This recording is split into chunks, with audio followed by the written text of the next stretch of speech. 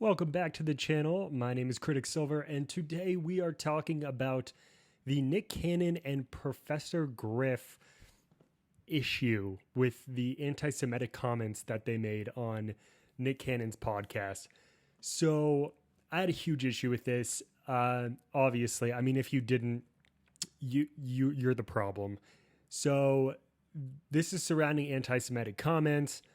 Specifically made by Professor Griff, who is known for his anti-Semitic views, and Nick Cannon kind of just fed into this whole conundrum. So what happened? Well, first, let me say this. As Jews, we're privy to anti-Semitism. I have dealt with it my entire life, and even though I am white or I look white, I am Jewish. I am full-blooded Jewish.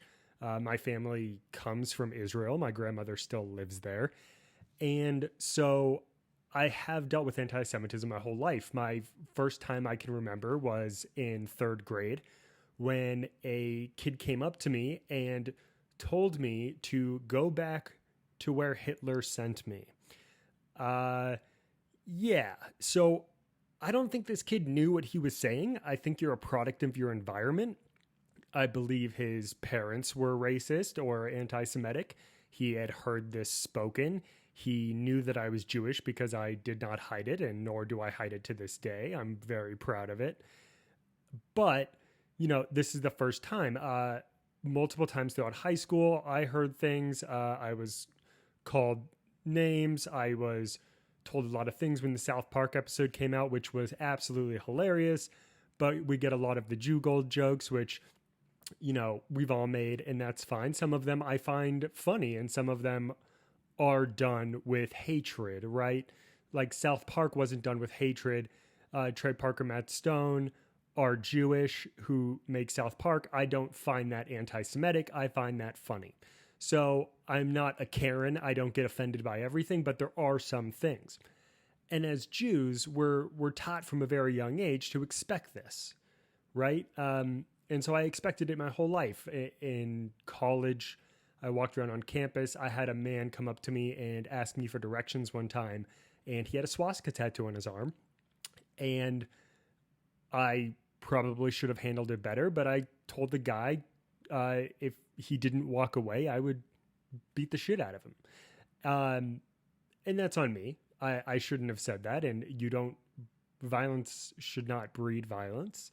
And really that is the whole teaching behind Judaism is we weren't violent after the Holocaust. We didn't come back here and cause violence.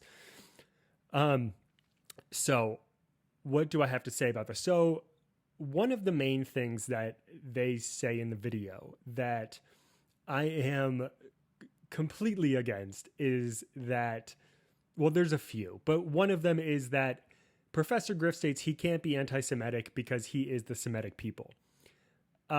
First of all, no, you're wrong. You're not the Semitic people. The Semitic people are the people who spoke the Semitic languages, Arabic, Hebrew, all of that. You're not Semitic. Arabs are Semitic.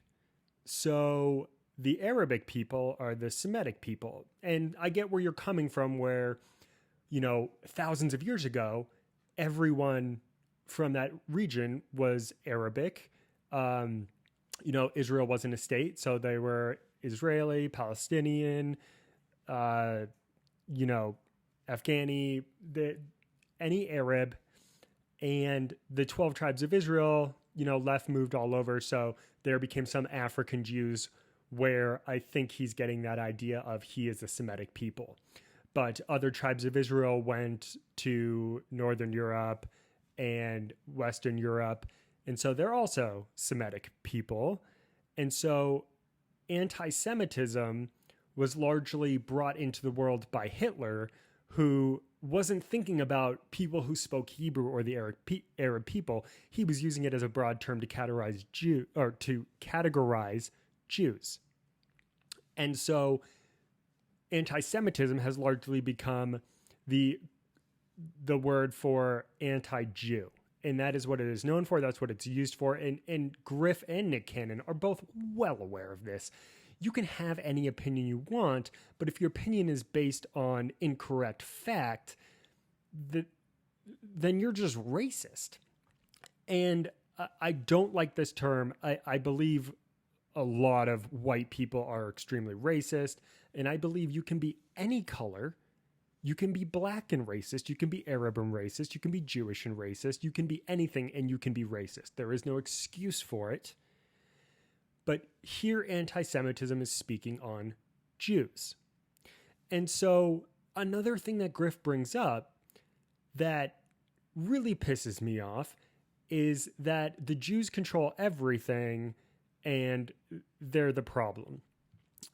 So I've heard this my whole life, obviously. This is one of Hitler's main talking points, and it's something that is used as scapegoating. So Jews, if you didn't know, there's only a few million Jews. Most people, most influencers have more Instagram followers than there are Jews left in the United States and even the world. So we grew up from a young age being told, look, the Holocaust happened, don't ever let it happen again, and just be weary, which is one of the reasons you walk into temple now.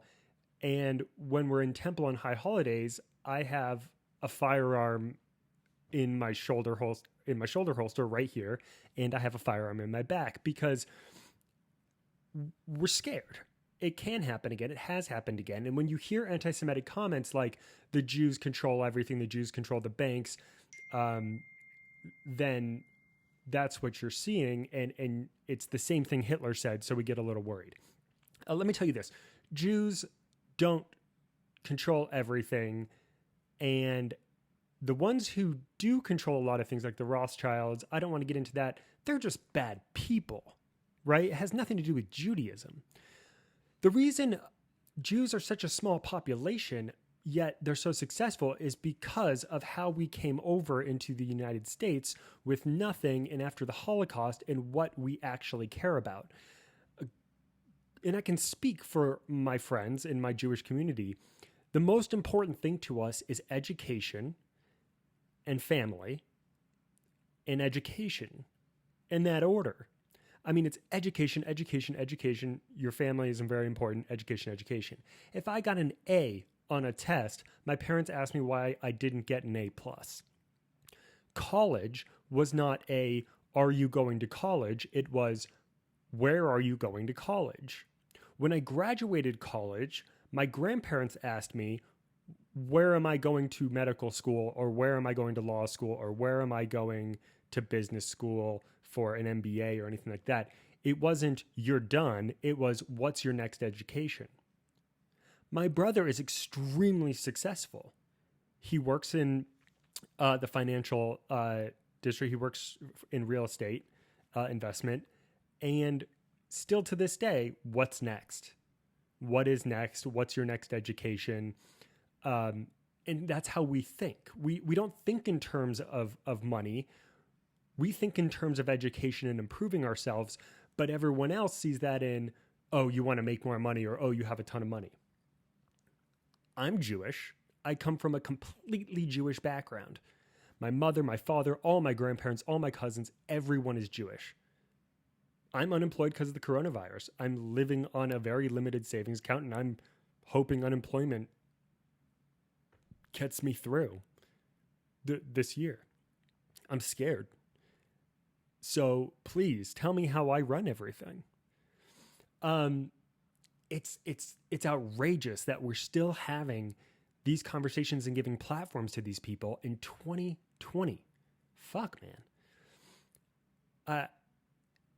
Anti-Semitism is an issue because Jews are such a small group of people that we're used as scapegoats, and because we're successful, those less successful like to blame things on us. And even the people who are more successful, the people at the top, what's really scary is, say this economy gets even worse, and the real top politicians and everyone say, oh, we need a scapegoat.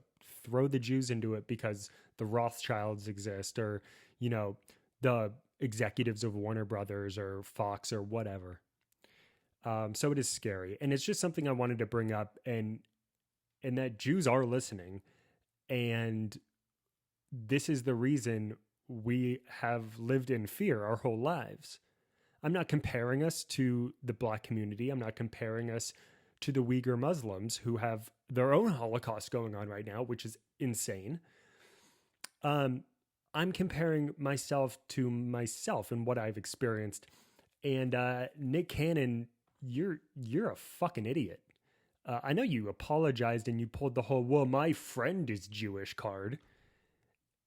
If anyone else, if a white person was racist and then said, "well, I have a black friend," which has happened a million times, people would destroy that person. And I'm glad you lost your contract with, whatever network you were on. Hey, you deserve it, man, because you should be educated enough to realize what comes out of your mouth.